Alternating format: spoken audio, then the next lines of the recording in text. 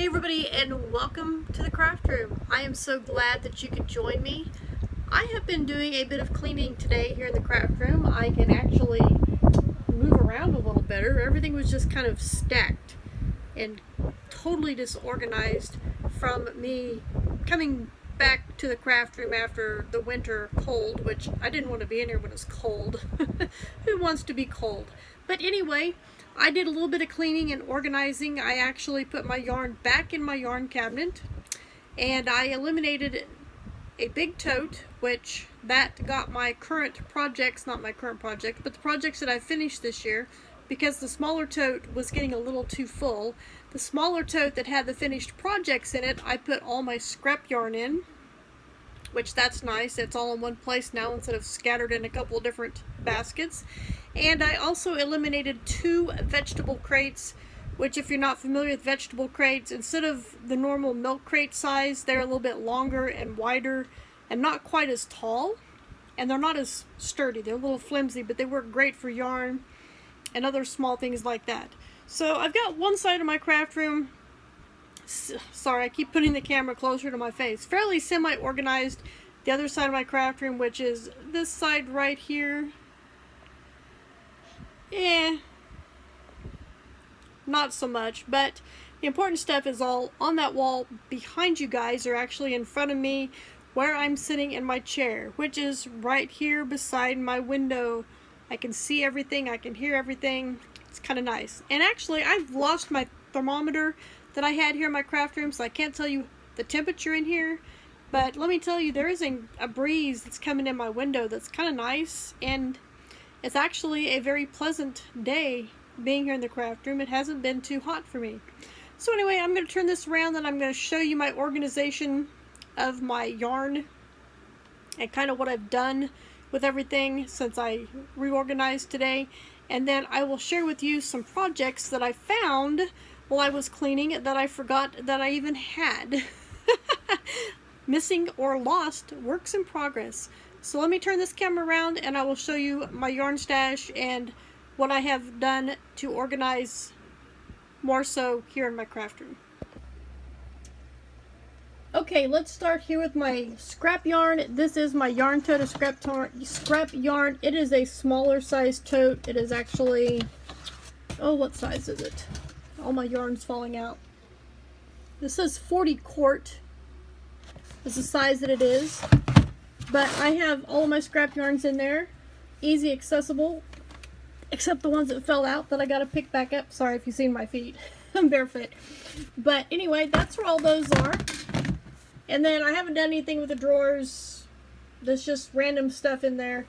And I did put all my yarn back in the yarn cabinet. This is pretty much all of the skeins of yarn that I have that are not in bags that came like as projects from Mary Maxim or something like that. I have all my full skeins of cotton except for a few random ones. There's one there and then like a couple over here. But these are all pretty much full skeins of, not cotton, acrylic yarn. And then up here on the next shelf, these are the floppy skeins or random skeins that don't have any ball bands on them on this side. Over here I've got some full skeins, pretty much all full skeins, that mandala, and that is a cotton and something, cotton acrylic I think, I can't remember, but anyway I got those 2 that came in a recent gift or project thing from my mom. Up here on the top, on this side over here, I've just got some random acrylic yarns, and then from the black, the purple, and the blue over this way, that is all my cotton yarn. So that is pretty much all of my yarn. And then what I've done is, let me close this door here. And then over here, this is just kind of a hodgepodge of stuff. There's my bag that I take with me all the time. This is the container that has all of my stocking hats in it from last year. None of the ones that I've done this year have been put in there. Those are my squares for my sampler blanket. This shelf here is just a total mess. Just a total mess. It's just got a hodgepodge of miscellaneous stuff. That tote right there is my wool yarn and wool blend yarns. and just some weird stuff that I don't even know what to do with. 99% of that in that tote right there is ice yarn, so it's completely separate from everything else. Little scrap pieces, and then over there in that stack right there, the bottom of it is just random miscellaneous stuff, and those two totes are projects or skeins of yarn, balls of yarn that have gotten tangled that need to be taken care of. And then I've got my little unis. Aren't they so cute? But I figured, I'm going to have to let these, my door won't stay shut on my cabinet. But I figured with getting all my yarn back out so that I could see it, it would give me a better opportunity for more inspiration on projects that I could do with the yarn that I have, which I have not bought any yarn. I talked Steve into buying some yarn for me for his birthday, which was back in October, because I told him I would make him a dice bag if he bought the yarn that he wanted for a bag, because the one he was using was one that I'd made many years ago for him, and it was just kind of getting wore out, and just it really wasn't big enough for what he had. And I'm thinking I'm going to have to make him a bigger one, because the one that I made is big enough, but I don't think it's going to be big enough if he gets any more dice. So anyway, let me set this down. I'll have to close my curtains because the light coming in from the window is going to counteract with the light that I have over here. But let me put my curtains down, and I will turn this around, and I will show you that project that I found that I completely forgot that I had. Okay, well, apparently we're going to be attacked by the curtains, and you can see clean through my curtains to the outside. Anyway, let me show you the project. I'd forgotten that I'd even started these, and these have a purpose, but that's neither here nor there. It's for another time. But I was making some Tunisian square using the double-ended hook. Tunisian squares using the double-ended hook. I don't know what size it is, but I've been using this one, my long double-ended one. I want to say it's like a J or a K, but I'm not real sure. But here's what I have. These are double-sided with 2 skeins of yarn. I'm trying to do a dark and a light on each side. That is a, actually that's a pink. I don't know how well that's showing up on the camera, but there's a pink and like a maroon color. And then we have a purple. And this is actually a really light pink.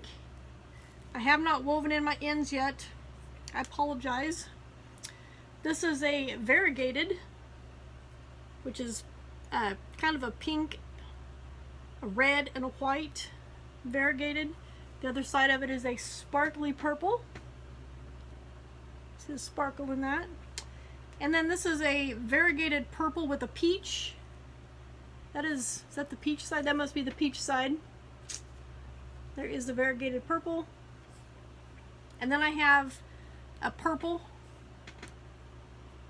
with a fuzzy variegated pink.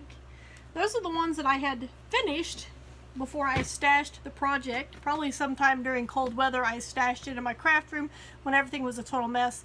And honestly, like I said, I just completely forgot that I was even working on it. But the current colors that I'm working on, if you might have got the peek a little bit ago when I was showing you the hook, I have this, it's a variegated, let me turn this a bit. There we go. It's kind of a pink and red and white variegated with a forest green color. And once again, like I said, I'm using this hook. Maybe I can figure out what here it is. Hold on. I'm going to slide this out from underneath you. Hopefully you don't fall. Because this is something else that I had lost, and I'm glad that I found it today. So this hook size is this one right here. This is a L, or size 11. Well, that's knitting needle size. Crochet hook size L. I didn't even know they made such a hook, but it is definitely a size L. But anyway, this is the one side. This is the variegated pink and red side, and then the other side is the forest green color. So that's what I found. And this actually marks my front side, so I know how many bumps I have, because I figured it out when I wrote it down, wrote my instructions down. I put down how many bumps on each side that I should have, because honestly it's a pain to try and count these rows, because you've got, well, your bottom row here you can't even see. This will be the second row, you know. Anyway, yeah. So I'm going by bumps, not by rows, and these are 6" by 6" squares that I have been making. So yeah, that's what I have been doing today. I hope I don't have anything finished. The ones that I showed you that I was taking for the weekend didn't make it very far at all. I did get on my white square, actually I don't think it's going to be square, but my white piece that I'm going to do the cross stitch on, I did make it just a smidgen over halfway on the number of rows that I need for that.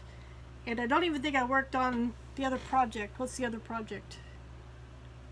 Oh, I did start the next Tunisian sampler blanket square, which I will share that in another video, but it is a Tunisian bobble stitch and it just cracks me up.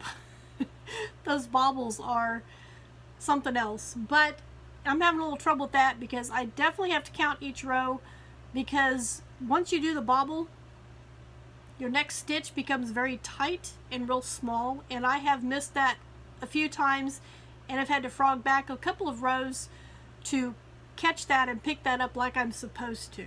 So that's what I've been up to, and that's what I've accomplished and what I've been doing. So I want to thank you for joining me here in the craft room. I hope you enjoyed this video. If you do, give me a thumbs up and let me know down in the comments below, and I will see you in my next video.